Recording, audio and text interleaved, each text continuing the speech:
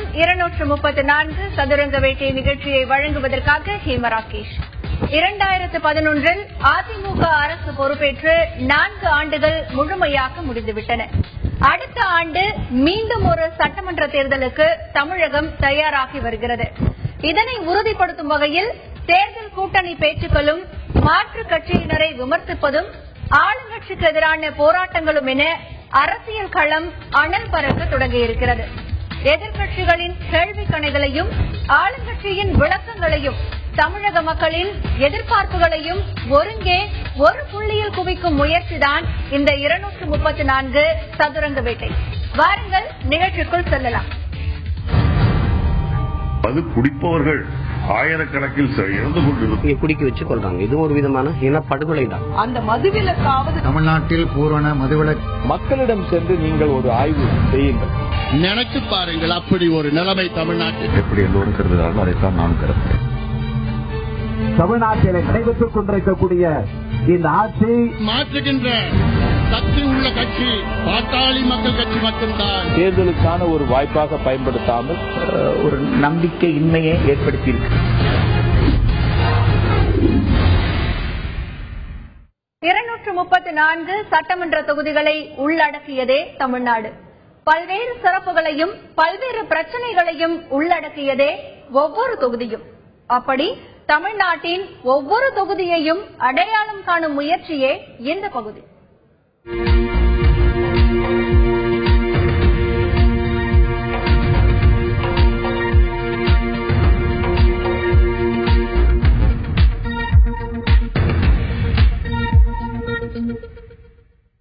வேலூர் மாவட்டத்தில் மொத்தம் 13 சட்டமன்ற தொகுதிகள்.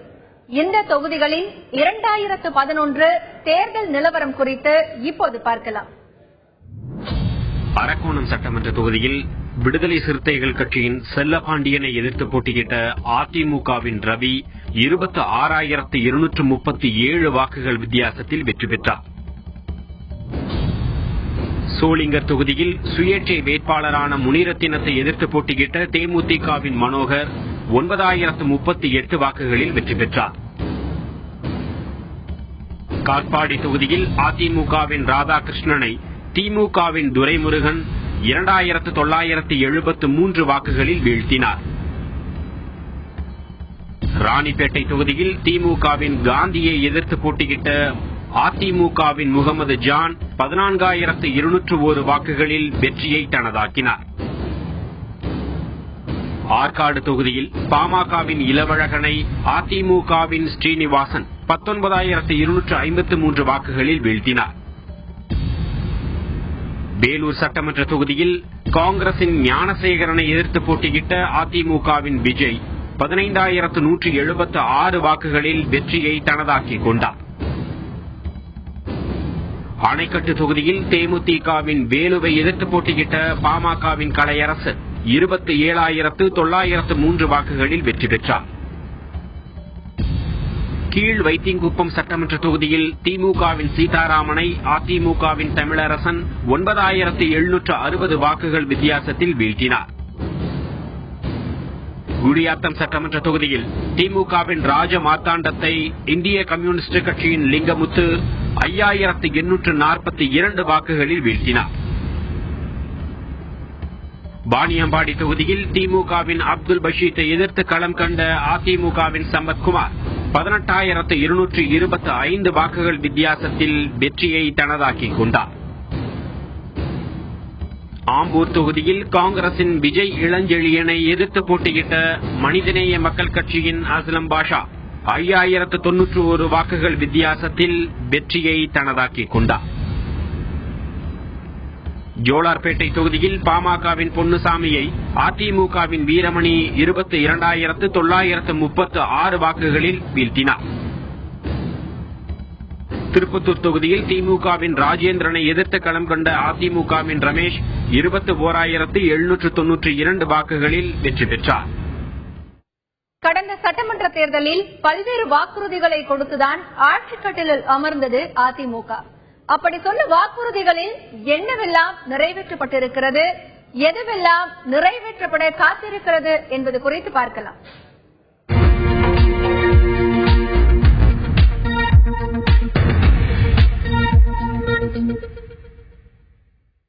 வேலூர் மாவட்டத்தின் முதல் சட்டமன்ற தொகுதியாக இருக்கும் அரக்கோணம் தொகுதியில் சிட்கோ உருவாக்கப்படும் தொழிற்சாலைகள் இல்லை என்கின்ற புகாரை முன்வைக்கின்றனர் அந்த பகுதி இளைஞர்கள்.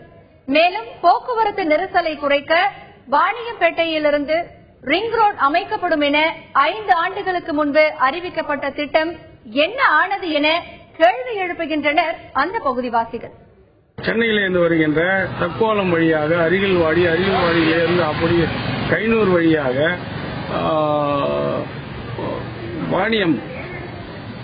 வாணியம்பேட்டை வழியாக 3வது மைல் என்று சொல்லக்கூடிய திருத்தணி மெயின் ரோடிலே கொண்டு வந்து கலக்கின்ற ஒரு ரிங் ரோடு பட்ட சாலையை இங்கே புறவழி சாலையாக அமைப்பதாக 5-6 ஆண்டு காலமாக பேசிக்கொண்டு வருகிறார்களே தவிர தேர்தல் நேரத்தில் இதை பற்றி சொல்லுகிறார்களே தவிர செயல்பாடே கிடையாது. அரக்கோணத்துல வந்து சிட்கோ ஆரம்பிச்சாங்க. சிட்கோக்கு நிலம் ஒதுக்கி பண்ணாங்க. அந்த சிட்கோ வந்து இன்னும் எந்த ஒரு தொழிற்சாலைகளும் அங்க வந்து சரியா இல்லை. அதுக்கு முக்கிய காரணம் என்னன்னு பாத்தீங்கன்னா அரக்கோணம் நகரத்துல வந்து குறுகிய பாதைகள் இருக்கிறது. அந்த குறுகிய பாதைகள் வந்து இல்லாத காரணத்தால் தான் டிரான்ஸ்போர்ட்டுக்கு வந்து பாதிப்பா இருக்கிறதுனால பல்வேறு தொழில் சார்ந்த நிறுவனங்கள் அரக்கோணத்தில் அமைவதற்கு தடையாக இருக்கின்றது. எனவே நீங்க ஃபர்ஸ்ட் வந்து இங்க இருக்கக்கூடிய தமிழக அரசியல்வாதிகளையும் அது மட்டுமல்லாமல் எம்எல்ஏக்களையும் எம்பிகளையும் நாங்க என்ன கேட்டுக்கொள்றோம்னா அரக்கோணம் நகரத்தில் இருக்கக்கூடிய இளைஞர்களை வந்து நீங்க யூஸ் பண்ணுங்க. இளைஞர்கள் வந்து வெவ்வேறு வழியில தனியா ஊரா சுத்துறாங்கன்னா அதுக்கு என்ன காரணம்? அதுக்கப்புறம் வந்து பாத்தீங்கன்னா இளைஞர்கள் தவறான வழிக்கு போவதற்கு முக்கியமான காரணம் வேலையில்லா திண்டாட்டம் தான். அடுத்ததாக நாம் பார்க்க போவது சோளிங்கர் சட்டமன்ற தொகுதி. நிலங்கள் வாங்கி விவசாயம் செய்த காலம் போய் தங்கள் தொகுதியில் ஏரியில் விவசாயம் நடப்பதாக குமுறுகின்றார் இவர். ஆக்கிரமிப்பாளர்கள் பிடியிலிருந்து காவேரிப்பாக்கம் ஏரியை மீட்க வேண்டும் என்பதே இவரது ஒரே கோரிக்கை. அந்த ஏரிக்குள்ளேயே உழவு செய்து அதிலேயே விளைச்சலை பெருக்கிக் கொண்டிருக்கிறார்கள். அதிகாரம் படைத்தவர்கள் அப்படி தனக்கான சொத்துக்களாகவே அவர்கள் மாற்றி அதிலே பயிர் வைப்பதால் நீராதாரங்கள் தடுக்கப்படுகிறது. ஆகவே அதற்கு கீழே இருக்கின்ற 4 லட்சத்திற்கும் மேற்பட்ட ஏக்கர் நிலங்களில் விவசாயம் செய்ய வேண்டிய சாதாரண ஏழை விவசாயிகள் பெரிதும் பாதிக்கப்பட்டு வருகிறார்கள். இதை கண்டுகொள்ள வேண்டிய தமிழக அரசும் தமிழக அரசு துறையில் இருக்கின்ற பிடிஓ, ஆர்டிஓ, கலெக்டர் போன்றவர்களும் அதிலே நாட்டம் காணாமல் ஆக்கிரமிப்பாளர்களுக்கு சாதகமாகவே இருந்து வருகிறார்கள். அடுத்ததாக திமுகவின் துரைமுருகனின் தொகுதி, அதாங்க காட்பாடி தொகுதி. இந்த தொகுதி மக்களின் ஒரே கோரிக்கை ரயில்வே கேட் பகுதியில் மேம்பாலம் வேண்டும் என்பதுதான். தினமும் போக்குவரத்து நெரிசல் ஏற்பட்டு வாகனங்கள் அணிவகுத்து நிற்பதால் மிகுந்த சிரமத்திற்கு ஆளாவதாக வேதனை தெரிவிக்கின்றனர் இவர்கள். பள்ளி மாணவர்களுக்கு அரசாங்கம் வேலை செய்யறவங்க, பிரைவேட் வேலை, எந்த வேலை செய்யறவங்களுக்கும் இந்த காட்பாடி பிரிட்ஜ் வந்து ரொம்ப ஒரு இடைஞ்சூராக இருக்குது. இந்த பிரிட்ஜ் வந்து கொஞ்சம் விரிவுபடுத்தினா வந்து மக்களுக்கு ரொம்ப அதிகமாக பயனுள்ளதா இருக்கும். ஏன்னா 100க்கு மேற்பட்ட வாகனங்கள் வந்து இந்த இடத்துல இருந்து போயின்னு இருக்கு. ஆந்திராவுக்கு வந்து பக்கத்துல எல்லையா இருக்கனால ஆந்திராவில இருந்து நிறைய பேர் வராங்க. ஆந்திரா, கர்நாடகா எந்த ஒரு மாநிலத்துக்கும் போன வாங்கனால ரயில் வசதி இருக்கிறதுனால இந்த ரயில் நிலையத்துல கொஞ்சம் விரிவுபடுத்தி அந்த காட்பாடி பிரிட்ஜை கொஞ்சம் விரிவுபடுத்தினா ரொம்ப நல்லா இருக்கும். மக்களுக்கு ரொம்ப பயனுள்ளதா இருக்கும். ஒரு சில நேரத்தில் பிரேக் பஸ், லாரி ஏதோ பிரேக் டவுன் ஆயிடுச்சுன்னா ஒரு ஆம்புலன்ஸ் போறது கூட இங்க வழி கிடையாது. அந்த பிரிட்ஜ் மேல வந்து அவ்வளோ இடைக்கட்டமான ஒரு இதுவா இருக்கு. காட்பாடி ரயில் லட்சக்கணக்கான பேர் பயணிக்கிறாங்க. அரக்கோணத்துக்கும் ஆந்திராவுக்கும் நிறைய பேர் பயணிக்கிறாங்க. ஆனால் காலை நேரத்திலையும் மாலை நேரத்தில் ஏகப்பட்ட இந்த டிராபிக் ஜாம் ஆகுது இந்த பிரிட்ஜால. இன்னும் கொஞ்சம் விரிவுபடுத்தினா ஏகப்பட்ட மக்கள் இங்கே பயன்படுறதான் நினைக்கிறோம். இது வரைக்கும் ஏகப்பட்ட பேர் இது எவ்வளோ பேர் வந்திருக்காங்க, யாருமே சரி பண்ண முடியல. இதுக்கப்புறம் வர ஒரு தலைவர்களால இந்த பிரிட்ஜை வந்து சரி பண்ணி நாங்கள் வந்து வேண்டிக்கிறோம். தோல் தொழிற்சாலை கழிவுகளால் புளியங்கண்ணு ஏரி மாசடைந்து விட்டதாக குமுறும் ராணிப்பேட்டை தொகுதிவாசிகள் சுமார் 1000 ஏக்கர் நிலங்கள் விவசாயம் செய்ய முடியாமல் சீரழிந்து விட்டதாகவும் வேதனை தெரிவிக்கின்றனர். ராணிப்பேட்டை பகுதியில் வந்து நம்ம சிப்காடு பகுதியில் வந்து புளியங்கண்ணன்ற ஒரு ஏரி. இந்த ஏரி வந்து மக்களுக்கு வந்து இந்த ஏரியில் இருக்கிற தண்ணி தான் வந்து விவசாயம் பண்ணுவாங்க மக்கள். அதுக்கப்புறம் பாத்தீங்கன்னா குடிக்கிற தண்ணி எல்லாமே எங்களுக்கு இதுதான். இப்ப சிப்காடுன்ற பகுதியில் வந்து இந்த லெதர் கம்பெனி, தோல் கம்பெனி வந்துதான் அந்த கழிவுநீர் தண்ணி எல்லாம் வந்து இந்த ஏரியில கலந்து எங்களுக்கு இங்க இருக்கிற பகுதி மக்களுக்கு வந்து விவசாயம் அழிஞ்சு போச்சு. ஒரு 1000 ஏக்கர் விவசாயம் அழிஞ்சு போச்சு. குடிக்கிற தண்ணியும் போச்சு.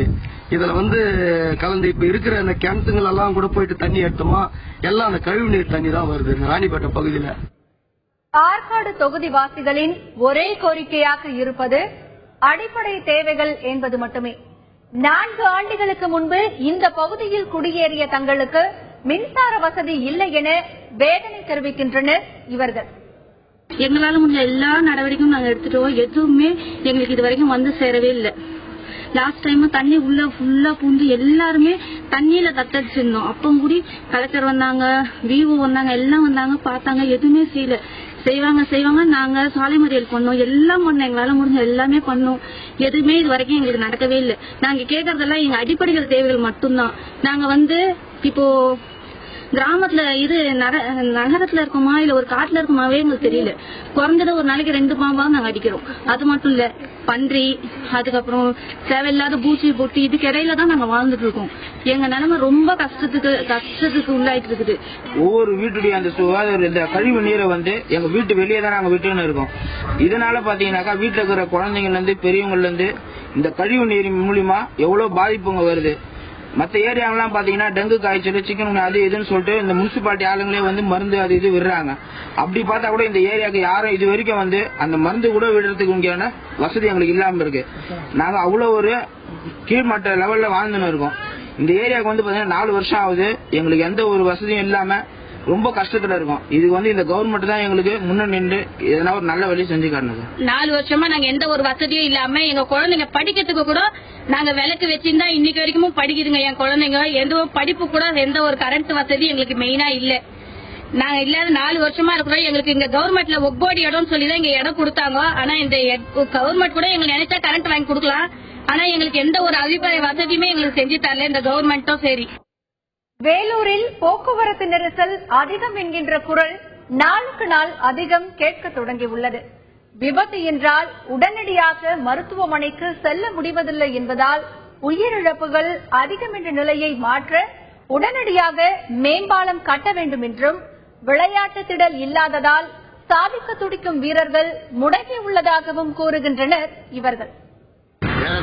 ஒரு 20 ஆண்டுகளாக 20 ஆண்டுகளுக்கு முன்ன ஸ்கெட்ச் போட்டாங்க சார். இது வேலூர்ல மேம்பாலம் கட்டணும்ட்டு பல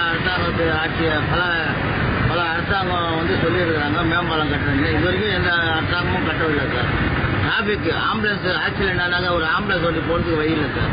அந்த அளவுக்கு மக்கள் தொகை இருக்கிறாங்க சார் வேலூர்ல. ஒரு ஆம்புலன்ஸ் போறதுக்கு 1 மணி நேரம் ஆகும் சார். ஒரு மேம்பாலம் இருந்தா அந்த மேம்பாலத்திலேயே அந்த ஆம்புலன்ஸ் போயிட்டு அந்த உயிரை காப்பாற்றலாம் சார். அந்த ஆம்புலன்ஸ் ஆனா காப்பாற்றுற உயிர் கூட போயிடும் போது சார். ஒரு டிராபிக் ஆகுது வேலூர்ல. அதனால இது மேம்பாலம் வரணும் சார் கம்பல்சரியா. கிரவுண்ட் 2-3 இடத்துல இருக்கு. ஆனா கவர்மெண்ட்டுக்கு பாத்தீங்கன்னா எந்த இடத்துல கிரவுண்ட் இல்ல. மற்ற டிஸ்ட்ரிக்ட்ல எல்லாம் பார்த்தோம்னா கவர்மெண்ட் ஒரு கேம்ஸ்க்கும் ஒரு ஸ்போர்ட்ஸ்க்கும் தனியா கிரவுண்ட் வச்சிருக்காங்க. அதுல விளையாடுறவங்களும் விளையாடலாம். எங்களுக்குன்னு பாத்தீங்கன்னா வேலூர்ல எந்த இடத்துலயும் அவ்வளவு கிரவுண்ட் கிடையாது. நாங்களே இப்ப ஆத்துல நாங்களே கிரவுண்ட் ரெடி பண்ணி நாங்களே சொந்தமா வச்சு விளையாண்டுருக்கோம். இப்ப நாங்க விளையாடணும் இல்ல வேற யாரா விளையாடுனா கூட ரொம்ப தூரத்துல தான் இங்க விளையாட்டு போறாங்க தவிர அவங்களுக்குன்னு ஸ்பெசிபிக்கா எந்த கிரவுண்டும் கிடையாது. இப்போ வேர்ல்டுலயே பாத்தீங்கன்னா ஒலிம்பிக்ல கோல்டு இது பண்ண சதீஷ் கூட எங்க ஊர் சேர்ந்தவர் தான். அவர் பண்ணும்போது நாங்களும் அச்சீவ் பண்ணணும்னா அதுக்கேற்ற எங்களுக்கு ஒரு நல்ல ஒரு அச்சீவ்மெண்ட் செய்யறதுக்கான பிளேஸ் எங்களுக்கு கிடையாது. நாங்க அதை எப்படி நாங்க செய்வோம்னு எங்களுக்கு தெரியல. வேற எலெக்ஷன்லாம் வரப்போது கவர்மெண்ட் எங்களுக்குன்னு எதனா ஒரு ஸ்டெப் எடுத்து எதனா ஒரு கிரவுண்டு ரெடி பண்ணா இங்கிருந்தும் கூட நிறைய பிளேயர்ஸ் உருவாகி நல்லபடியா விளையாடுவாங்க. அணைக்கட்டு தொகுதியில் ஆரம்ப சுகாதார நிலையம் அதிக நேரம் மூடப்படுவதாகவும் மருத்துவர்கள் சரியான நேரத்திற்கு வருவதில்லை என்றும் புகார் எழுந்துள்ளது. பேருந்து நிலையம் இல்லை என்றும் பேருந்துகளின் இயக்கத்தை அறிந்து கொள்ள முடிவதில்லை என்றும் இவர்கள் குற்றம் சாட்டுகின்றனர். வேலூர் மாவட்டத்தில் உட்பட்ட அணைக்கட்டு சட்டமன்ற தொகுதி தாலுகாவா தரவிறக்கப்பட்டு இன்னைக்கு ஆரம்ப சுகாதார நிலையம் மருத்துவமனை இருக்குது. அது இன்னைக்கு வரைக்கும் ஆரம்ப சுகாதார நிலையமாக தான் இருக்குது. அதில் மேம்படுத்தப்பட்ட சுகாதார நிலையம் எந்த விதமான மருத்துவ வசதிகள் எதுவும் இல்லாமல் நோயாளிகள் வந்தால் பூட்டி வைக்கிறதும் டாக்டர்ஸ் 11 மணிக்கு வரணும்.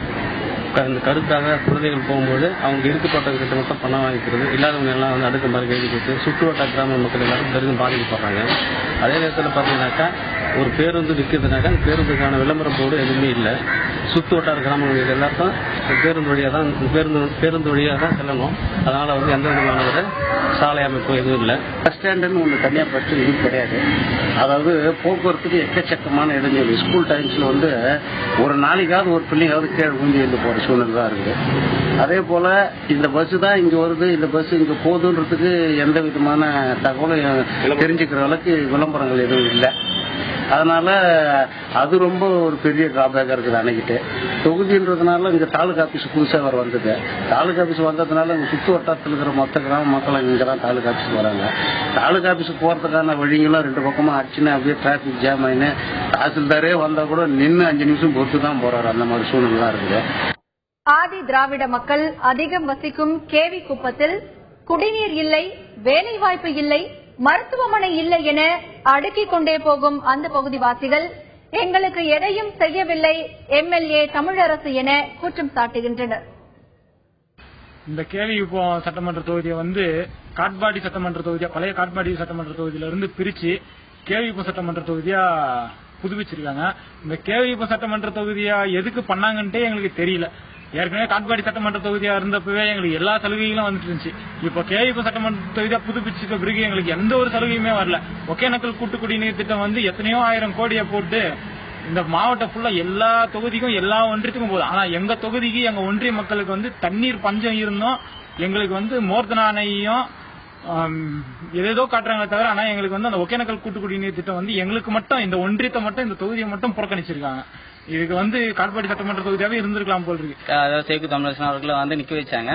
ஆனா இது வரைக்கும் அந்த மக்களுக்கும் எதுவும் செய்யல அவரு. அதாவது இங்க கூட்டு குடிநீர் திட்டத்துல 1295 கோடி ரூபாய் செலவு பண்ணி இங்க இருந்து 150 கிலோமீட்டர் தள்ளி போற ஏரியாவுக்கு தண்ணி போகுது. ஆனா இங்க இருக்கிற மக்களுக்கு இல்ல. அதாவது 7 வருஷமா ஹெட் குவார்டர்ல இருக்க கேவிகுப்பத்திலே குடி தண்ணீர் கிடையாது.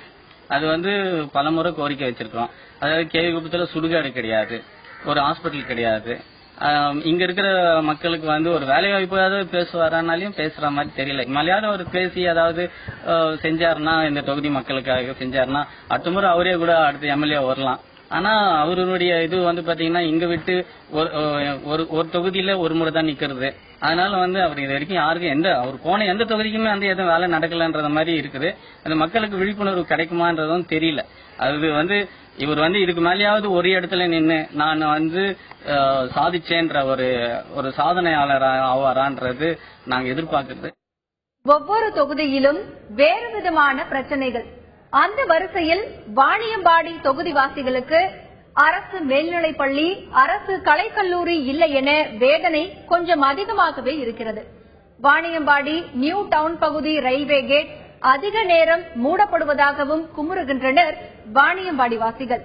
நிலத்தில் நீர் இல்லாததால் தேங்காய் மரத்தில் காயும் இல்லை, காயில் நீரும் இல்லை என்ற குரலும் மேலோங்குகிறது. 2011ஆம் ஆண்டு நடைபெற்ற சட்டமன்ற தேர்தலிலே வாணியம்பாடி பகுதியிலே 3 தனியார் ஹையர் செகண்டரி ஸ்கூல் இருக்குது, மேல்நிலைப்பள்ளி. ஒன்னு கண்காடியா மேல்நிலைப்பள்ளி, இந்து மேல்நிலைப்பள்ளி, இஸ்லாமிய மேல்நிலைப்பள்ளி. 3 மேல்நிலைப்பள்ளியும் தனியார் வாசம் தான் இருக்குது. அரசாங்கத்தினுடைய ஹையர் செகண்டரி ஸ்கூல் வரணும். ஏற்கனவே கோரிக்கை இருக்குதுங்க. காந்தி நகர் ஸ்கூல் என்ன தெரியுமா, நியூ டவுன்ல இருக்குது, வாணியம்பாடி பகுதியில. அங்க மேல்நிலைப்பள்ளியா இருக்குது, கிரவுண்ட் இருக்குது, போதிய நிதி வசதி இருக்குது. அங்க இருக்கக்கூடிய நிதிக்குழு அரசாங்கத்துக்கிட்ட பணத்தை கட்டி கூட கவர்மெண்ட் ஹையர் செகண்டரி ஸ்கூல் வரல வாணியம்பாடி பகுதியில. அந்த குறைபாடு ஏற்கனவே நியூ டவுன் பகுதியில் இருந்து கொண்டு இருக்கிறது. அவங்க பணம் கூட கட்டிட்டாங்க அரசாங்கத்துக்கிட்ட. கவர்மெண்ட் ஹையர் செகண்டரி ஸ்கூல் வாணியம்பாடிக்கு அவசியம் தேவை. அதே போன்று பல்வேறு தனியார் இஸ்லாமியா அது காலேஜ் இருக்குது. அதே போன்று மருதகேசரி ஜெயின் தனியார் கல்லூரி இருக்குது. ஆனாலும் கூட அரசாங்க கலைக்கல்லூரி வேண்டும் என்கின்ற நீண்ட நாள் கோரிக்கை இருந்து கொண்டே இருக்குது வாணியம்பாடி பகுதியில். அரசாங்க கலைக்கல்லூரி இல்லைங்க, கவர்மெண்ட் ஆர்ட்ஸ் காலேஜ் இங்க கிடையாது. எங்க பகுதியில தென்னை மரத்தை நம்பிதான் விவசாயமே பண்ணிட்டு இருக்கோம். தென்னை மரத்துல பூரா காப்பி இல்லை. எந்த மரத்திலையும் காய் கிடையாது, பிஞ்சு கிடையாது, பூ கிடையாது. ஏன்னா தண்ணி இல்லாம எல்லாமே வறட்சி பூமியா ஆயிப்போச்சு. பாலைவனம் இன்னைக்கு பாலைவனமா ஆயிப்போச்சு. பாலாற்றுல ஒரு சொட்டு தண்ணி கிடையாது. 1000 அடி போர் போட்டா கூட எந்த போர்லயும் தண்ணி வர்றதில்லை. மக்கள் குடிதண்ணீருக்கு பல குக்கிராமங்கள்ல ரொம்ப கஷ்டப்படுறாங்க. எங்க சட்டமன்ற தொகுதியில எங்களுக்கு தொழிற்சாலை வேணாம், வேலை வாய்ப்பு வேணாம், கல்வி நிறுவனங்கள் வேணாம், குடிக்க தண்ணி கொடுங்க என்று இந்த அரசாங்கத்தை நாங்க மன்றாடி வேண்டிக்கிறோம். பல கிராமங்கள்ல குடிக்க தண்ணி இல்ல, குடிக்கிறதுக்கு மட்டும் இல்லங்க, குளிக்க தண்ணி இல்ல, துணி துவைக்க தண்ணி இல்ல, பொதுவான பல விஷயங்களுக்கு தினசரி தேவையான பல அன்றாட கடமைகளுக்கு, ஏன் குறிப்பா சொல்ல போன காலை கடனுக்கு கூட பல குக்கிராமத்துல தண்ணி இல்லாம கஷ்டப்பட்டு இருக்காங்க. நியூ டவுன் ரயில்வே கேட், இந்த நியூ டவுன் ரயில்வே கேட்டை தாண்டி தான் அனைத்து பள்ளி மாணவர்களும் மேல்நிலை பள்ளிக்கு செல்ல வேண்டுமானால் நியூ டவுன் ரயில்வே கேட்டை தாண்டி தான் செல்லணும். அந்த நியூ டவுன் ரயில்வே கேட்டு ஒரு நாளைக்கு பல மணி நேரம் மூடி கிடக்கிறது.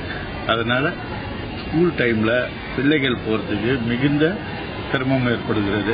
அதுவும் பெண் பிள்ளைகள் சைக்கிள்ல மணிக்கணக்காக நிற்க வேண்டிய நேரம். அப்புறம் அந்த கூட்டம் சேர்ந்த உடனே அந்த கூட்டத்தை இடிச்சிட்டு போகும்போது பலருக்கு அடிப்படுது. பல பெண் பிள்ளைகள் போவதற்கே பயப்படுறாங்க. இந்த மாதிரி சூழல் இருக்குது. அதனால இந்த நியூ டவுன் ரயில்வே கேட்டை மேம்பாலமா பண்ணி வாணியம்பாடி நகர மக்களுக்கு உதவணுங்கிறது வாணியம்பாடி நகர பொதுமக்களுடைய மேலான கருத்தா இருக்குது.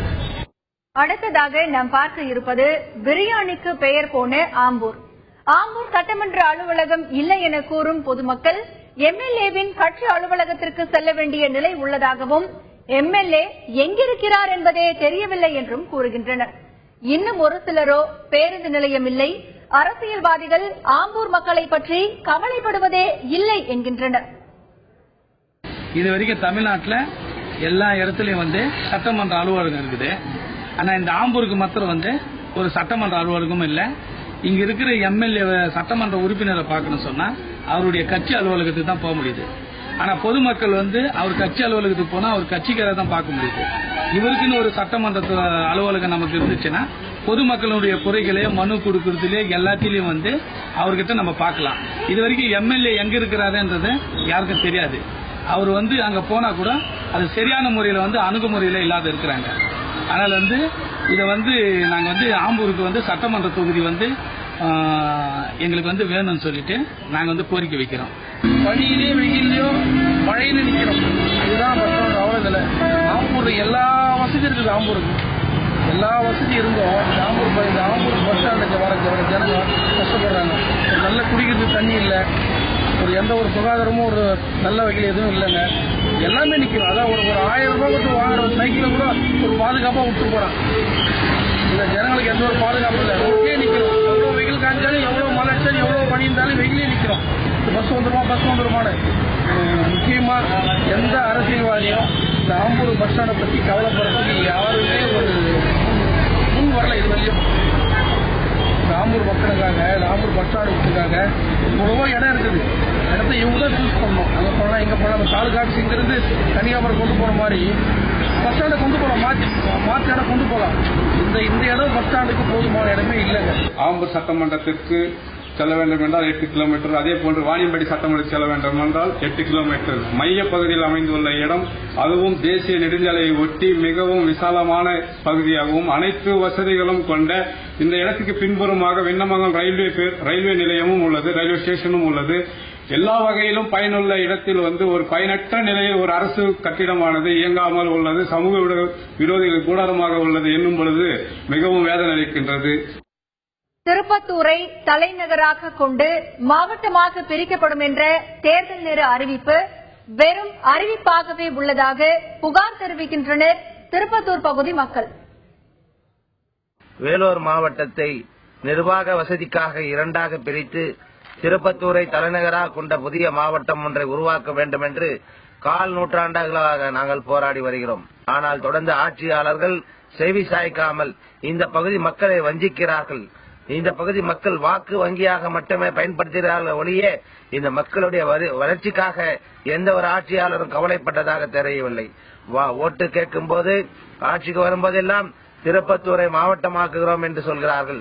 ஆனால் ஓட்டு வாங்கி சென்ற பிறகு அதை பற்றி பேசுவதற்கே நாதி இல்லாமல் இருக்கிறது. திருப்பத்தூர்ல ஏற்கனவே கிருஷ்ணகிரி வரைக்கும் ஒரு ட்ராக் இருந்தது. அது ஒரு 45 கிலோமீட்டர் ஏற்கனவே இருந்தது. அந்த வெள்ளக்கார சுதந்திரம் கொடுத்துட்டு போன உடனே நம்ம கவர்மெண்ட் அதை புதுப்பிச்சு செய்யாம அது ஏதோ ஒரு காரணத்தினால ரயில்வே துறை பிரிச்சு எடுத்துட்டாங்க. அதை மறுபடியும் போடணும்னு சொல்லி நம்ம பகுதியில ரொம்ப எதிர்பார்க்கிறோம். தொடர்ந்து கிருஷ்ணகிரிலிருந்து ஒசூர் அப்படியே கனெக்ட் பண்ணா ரொம்ப இந்த மக்கள் காலையில போயிட்டு நைட்டு வந்துடலாம். டெய்லி போயிட்டு படிக்கிற பசங்க, வேலை தொழிலாளிங்க எல்லாருமே உடலுறுப்பு தொழிலாளிங்க எல்லாருக்குமே ரொம்ப வேலை வாய்ப்பு மற்ற எல்லாத்துக்குமே பயனுள்ளதா இருக்கும். குடியாத்தம் தொகுதியில் அடிப்படை தேவைகள் தீர்க்கப்படவில்லை என்ற குற்றச்சாட்டே மேலோங்குகிறது. அந்த பீடி தொழில் ரொம்ப நெளிஞ்சிட்டுக்கிறாங்க. இப்போ ஒரு 10 வருஷம் 15 வருஷத்துக்கு முன்ன பார்த்தாக்கா யாரும் பீடி தொழில் நல்லா இருந்தது. ஆனா இப்ப பீடி தொழில் ஒரு 15 வருஷமா பீடி தொழில் ரொம்ப நெளிஞ்சு போச்சு. அதனால ரொம்ப கஷ்டப்பட்டு பசங்களை படிக்க வைக்க முடியல. இந்த பீடி சுற்றி சாப்பிட முடியல. பீடி சுற்றி அதுலேயே நாங்கள் பசங்களையும் படிக்க வைக்கணும், நாங்களும் சாப்பிடணும், எது ஒன்றும் பண்ண முடியல. திருப்பத்தூரை தலைநகராக கொண்டு மாவட்டமாக பிரிக்கப்படும் என்ற தேர்தல் நேர அறிவிப்பு செயல்படுத்தப்படாததால் மிகுந்த சிரமத்திற்கு ஆளாவதாக கூறுகின்றனர் ஜோலார்பேட்டை பகுதி மக்கள். கடந்த 2011 தேர்தலின் போது தற்போதைய அமைச்சர் வீரமணி தனி மாவட்ட அறிவிப்பை முன்னிறுத்தியதாகவும் அவர்கள் கூறுகின்றனர். தேர்தல் நாங்கள் மாவட்டத்தை பிரிச்சு கொடுக்குறோம், உங்களுக்கு வேண்டிய வசதிகளை பண்ணி கொடுக்குறோம் சொல்லிட்டு தான் அவங்க ஆட்சி கொடுக்கிறார்கள். வாக்குறுதி கொடுத்துட்டு ஆட்சி கொடுக்கிறார்கள். ஆனா ஒருத்தரும் செய்யல. அந்த 5 ஆண்டுல துரைமுருகன் அவர்கள் அந்த மாவட்டத்தை பிரிக்கவே கூடாது, அதுக்கே நாம ராஜாவாக இருக்கணும் மாதிரி அவர் நினைச்சிட்டு அது கட்சி திருக்கூடாது தகவல் சொல்லி ஒரு அரசாங்கத்தில் அவர் செஞ்சாரு. இந்த 5 ஆண்டு வந்தாரு நம்ம உள்ளூர் அமைச்சர் வீரமணி, அவங்களாம் இதை நாங்கள் பிரிச்சிடறோம் அப்படின்னு சொல்லிட்டு வாக்கு வாங்குறாங்க. இப்போ அந்த பணியை சுத்தமா செய்யல. இது பிரிக்காததால எங்களுக்கு எல்லாம் என்னென்ன பாதிப்பு இருக்குன்னா, விவசாயிகள் ஒவ்வொரு விவசாயிகளும் விளைபொருட்களும் வெளியே எடுத்து போறதுக்கு கூட முடியல. இந்த பக்கம் போனா பெங்களூர் போகணும், இல்ல அடுத்து இந்த பக்கம் போனா சென்னைக்கு போகணும். ஒரு மாவட்ட தலைநகரமா இருந்தா அவங்களுக்கு விவசாய பொருட்களுக்கு அதுக்கு உண்டான விலை கிடைக்கும். இது நாட்டமல்லி, திருப்பத்தூர், கந்தளி இந்த மாதிரி வறட்சியான பகுதியெல்லாம் ஒரு மாவட்டமா பிரிக்கிறேன்னு சொல்லி துரைமுருகன் ரொம்ப முயற்சி பண்ற மாதிரி பண்ணி இது பண்ணிட்டாங்க. அதே மாதிரி திமுக ஆட்சியும் அதிமுக ஆட்சியும் இந்த வேலையை செய்யவே இல்லை. மண்ணின் மைந்தன் சொல்லக்கூடிய நம்ம அமைச்சர் வராது வீரமணி செய்வாருன்னு வாக்குறுதி கொடுத்தாரு. ஏழகிரி மாவட்டமா பண்றவங்க ஜனங்கிட்ட வாக்குறுதி கொடுத்து வாக்கு வாங்கினாரு. ஆனா அவரு 4 வருஷம் முடிஞ்சு போறப்போ ஆட்சியே முடிய போது இது வரைக்கும் அந்த மாவட்டத்தை பத்தி ஒரு கனவு கூட காணல. இந்த மாவட்டத்தை பத்தி எந்த ஒரு இதுவும் எடுத்துக்கல. அதனால இந்த பின்தங்கிய மாவட்டத்துல கிராமமா போய் பாத்தீங்கன்னா தண்ணி கொஞ்சம் தலையெழுத்தி ஆடுது. ஆனா அரசாங்கம் அதை பத்தி எதுவுமே கண்டிக்கல. நாம் கடைசியாக பார்த்த ஜோலார்பேட்டை தொகுதிதான் பள்ளி கல்வித்துறை அமைச்சர் வீரமணியின் தொகுதி. 5 ஆண்டுகளில் அவர் தொகுதிக்கு எவ்வளவு நிதியை பயன்படுத்தியுள்ளார் என்பதை பார்ப்பதற்கு முன்பாக வீரமணியின் வாழ்க்கை குறிப்பு இதோ உங்கள் பார்வைக்கு. 1964ஆம் ஆண்டு வேலூர் மாவட்டம் ஜோலார்பேட்டையில் பிறந்த கேசி வீரமணி BA படித்தவர். 1993ஆம் ஆண்டு அதிமுகவில் இணைந்த இவர் 2001இல் ஜோலார்பேட்டை ஒன்றிய குழு தலைவராக தேர்வு செய்யப்பட்டார். 2011 சட்டமன்ற தேர்தலில் ஜோலார்பேட்டை தொகுதியின் MLA ஆனார். 2013 பிப்ரவரி 28ஆம் தேதி தமிழக அரசின் சுகாதாரத்துறை அமைச்சராக நியமிக்கப்பட்ட கேசி வீரமணி தற்போது பள்ளி கல்வித்துறை அமைச்சராக உள்ளார். மேலும் வேலூர் மேற்கு மாவட்ட அதிமுக செயலாளராகவும் கேசி வீரமணி உள்ளார். 2011இல் அதிமுக அரசு பொறுப்பேற்ற பிறகு பள்ளி கல்வித்துறைக்கு நியமிக்கப்பட்ட 6வது அமைச்சர் கேசி வீரமணி ஆவார். அமைச்சர் வீரமணியின் வாழ்க்கை குறிப்பை பார்த்தோம். தற்போது ஜோலார்பேட்டை சட்டமன்ற தொகுதியில் கடந்த 5 ஆண்டுகளில் அமைச்சர் வீரமணி தனக்கு வழங்கிய நிதிகளில் எத்தனை சதவீதம் பயன்படுத்தி இருக்கிறார், பணிகளின் மொத்த மதிப்பீடு விவரம் குறித்து பார்க்கலாம். ஜோலார்பேட்டை சட்டமன்ற தொகுதியில் 5 ஆண்டுகளில் மேற்கொள்ளப்பட்ட பணிகளின் மதிப்பீட்டு விவரம் குறித்து தற்போது பார்க்கலாம். ஜோலார்பேட்டை சட்டமன்ற தொகுதிக்கு 2011-12ஆம் நிதியாண்டில் மொத்தம் 2 கோடி ரூபாய் ஒதுக்கீடு செய்யப்பட்டுள்ளது. ஆனால் இந்த தொகுதியின் MLA-வான அமைச்சர் வீரமணி 83,74,000 ரூபாய் செலவில் 39 பணிகளை நிறைவேற்றியுள்ளார். 2012-13ஆம் நிதியாண்டில் மொத்தம் 2 கோடி ரூபாய் ஒதுக்கீடு செய்யப்பட்டுள்ளது. இதில் 86 லட்சம் ரூபாய் மதிப்பீட்டில் 41 பணிகள் நிறைவேற்றப்பட்டுள்ளன. 2013-14ஆம் நிதியாண்டிலும் மொத்தம் 2 கோடி ரூபாய் ஒதுக்கீடு செய்யப்பட்டது. ஆனால் 89,89,000 ரூபாய் மதிப்பீட்டில் 44 பணிகள் நிறைவேற்றப்பட்டுள்ளன. 2014-15ஆம் நிதியாண்டில் மொத்தம் 2 கோடி ரூபாய் ஒதுக்கீடு செய்யப்பட்டது. இதில் 82,20,000 ரூபாய் மதிப்பீட்டிலான 37 பணிகள் நிறைவேற்றப்பட்டன. 2015-16ஆம் நிதியாண்டில் மொத்தம் 2 கோடி ரூபாய் ஒதுக்கீடு செய்யப்பட்ட நிலையில் 67,75,000 ரூபாய் மதிப்பீட்டிலான 21 பணிகள் நிறைவேற்றப்பட்டன. ஜோலார்பேட்டை சட்டமன்ற தொகுதிக்கு 2011 முதல் 2016 வரை மொத்தம் 10 கோடி ரூபாய் ஒதுக்கீடு செய்யப்பட்டுள்ளது. இதில் 4 கோடியே 95 லட்சம் ரூபாய் மதிப்பீட்டிலான 182 பணிகள் முடிக்கப்பட்டுள்ளன. வேலூர் மாவட்ட சட்டமன்ற தொகுதிகளின் பிரச்சனைகள், அப்பகுதி மக்களின் கோரிக்கைகள் என்னவென்று பார்த்தோம். தமிழக பள்ளிக்கல்வித்துறையில் செயல்படுத்தப்பட்டுள்ள செயல்படுத்தப்படாத திட்டங்கள் குறித்து இன்றைய துறைமுகம் பகுதியில் பார்க்கலாம்.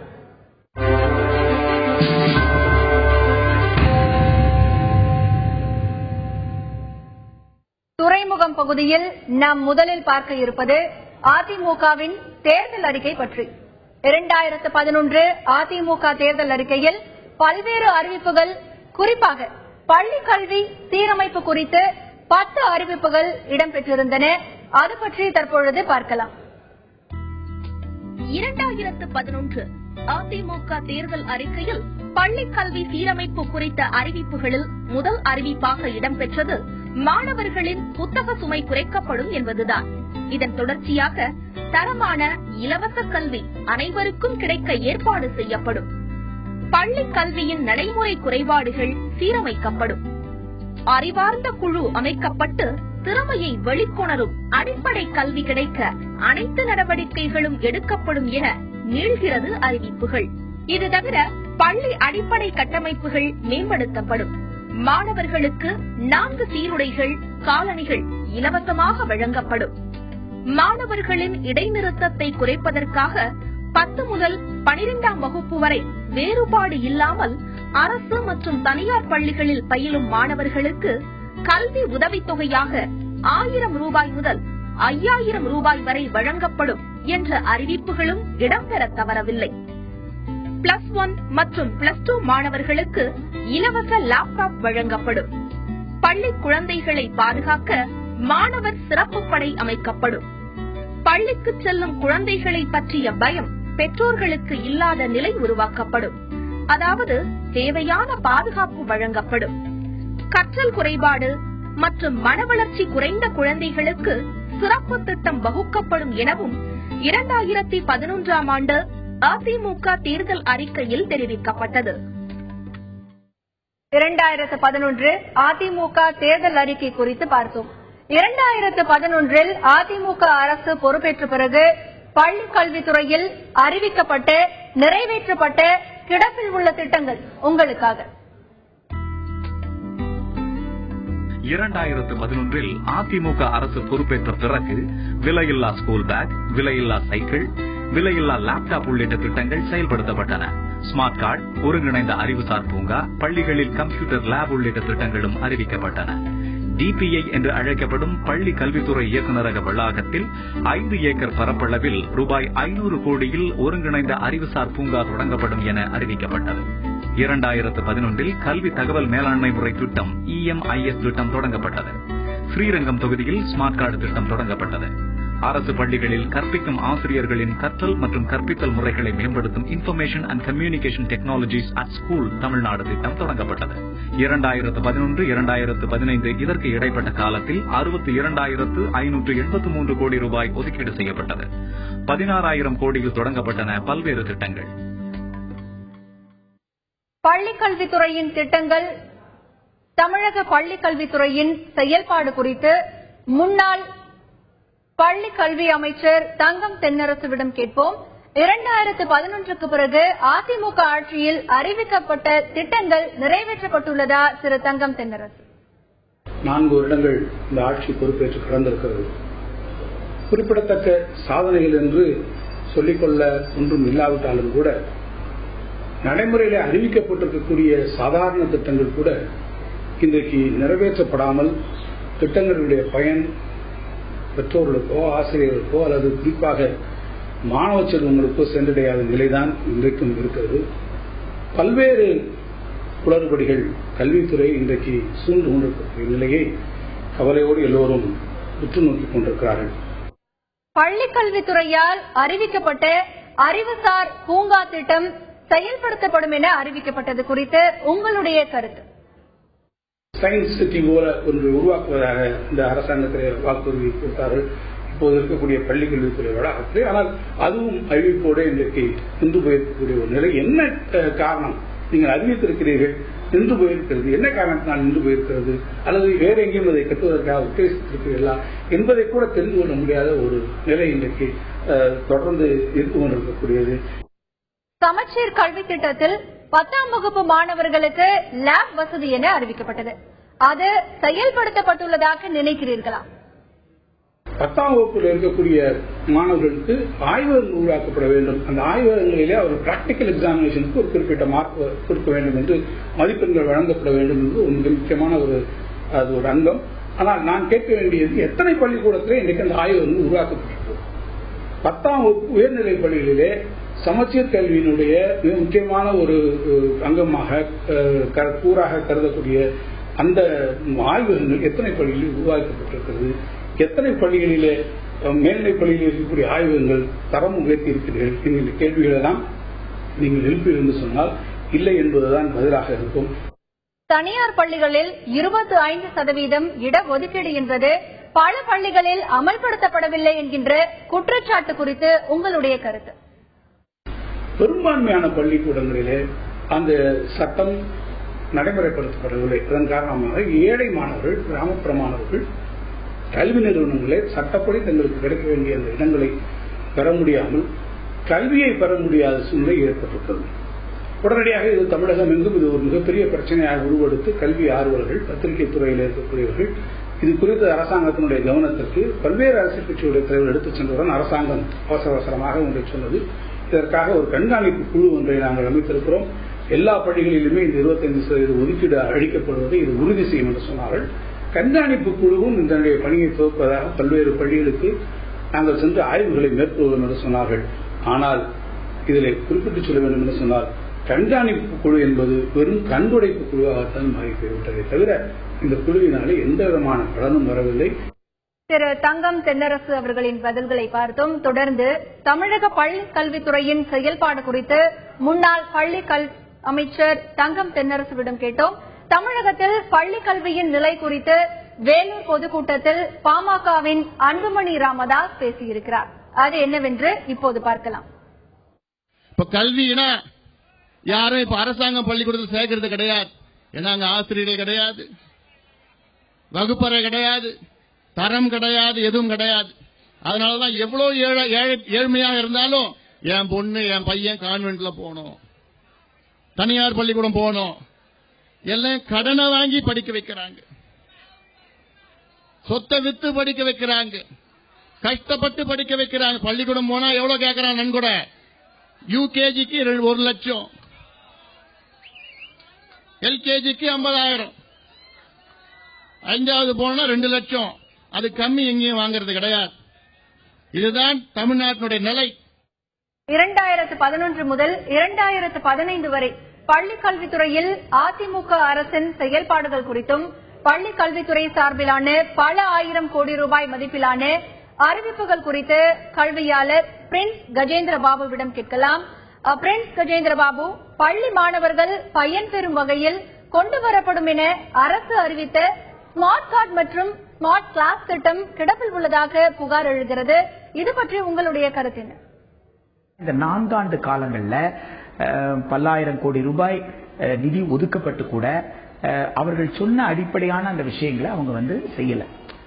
பிள்ளைகள் காணாமல் போறது, மற்ற விஷயங்கள்லாம் பள்ளிக்கூடங்கள் நடக்கும்போது அந்த ஸ்மார்ட் கார்டுன்னு கொடுத்திருக்க சொல்லப்பட்ட அந்த விஷயம் கொடுத்திருந்தார்களே, ஆனால் அது பல விஷயங்களை தடுக்கிறதுக்கு பயன்பட்டிருக்கலாம். அதே மாதிரி தகவல் தொழில்நுட்பத்தை எப்படி வகுப்பறைக்கு பயன்படுத்துவது, இப்போ இன்ஃபர்மேஷன் டெக்னாலஜியை கிளாஸ் ரூம்ல பயன்படுத்தணும்னா ஸ்மார்ட் கிளாஸ் ஒவ்வொரு ஸ்கூல்லையும் ஏற்படுத்தினா அது இன்னும் கொஞ்சம் அட்ராக்டிவா இருக்கும், மாணவர்களை இன்னும் படிக்கிற ஆர்வத்தை ஏற்படுத்தும் அப்படின்னு நம்பிக்கையெல்லாம் இருந்தது.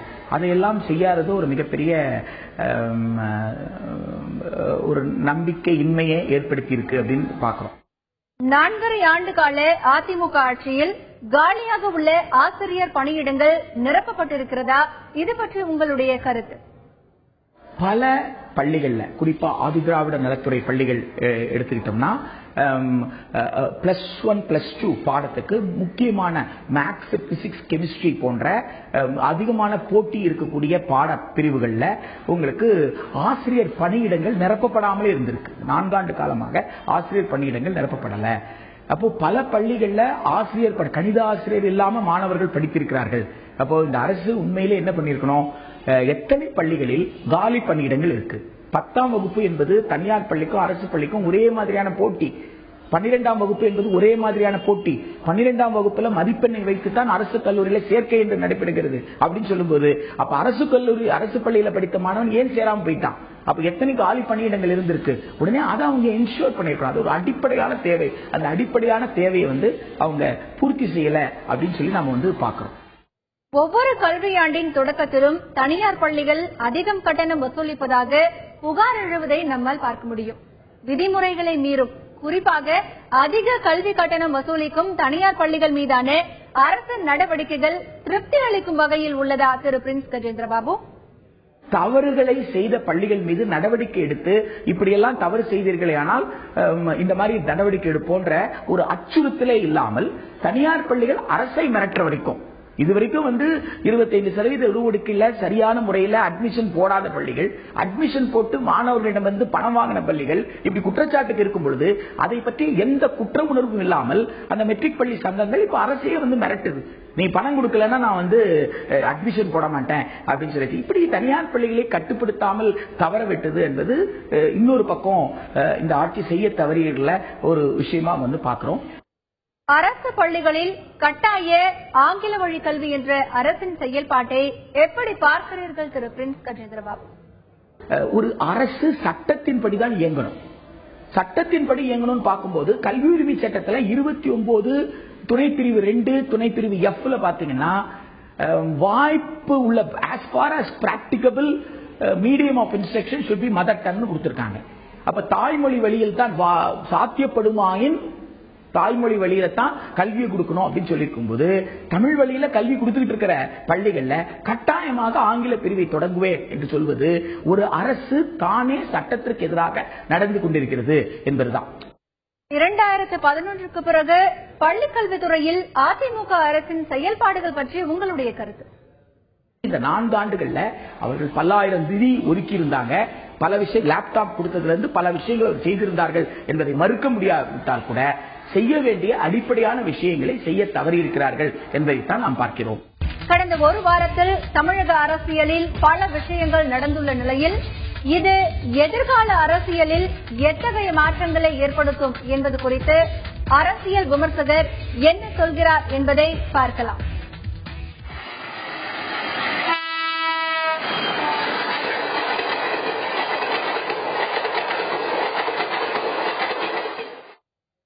அரசியல் விமர்சகர் பார்வையில் பகுதியில் நாம் சந்திக்க இருப்பது ராமு மணிவண்ணன் அவர்கள். முதலில் தமிழக அரசியலில் இன்றைய விவாத பொருளாக எழுந்துள்ள பூரண மதுவிலக்கு பற்றியும் பூரண மதுவிலக்கு கோரி போராடிய காந்தியவாதி சசிபெருமாளின் மரணம் குறித்தும் உங்களது பார்வை. இது ஜனநாயகத்தின் ஒரு அவமானம். ஜனநாயக ரீதியாக காந்திய வழியில் போராடுகின்றவர்களுக்கு இந்த நிலைதான் என்றால் இதை ஒரு தமிழக அரசியலின் சூழலும் இந்திய ஜனநாயகத்திற்கும் ஒரு அவல நிலை என்பது தான்.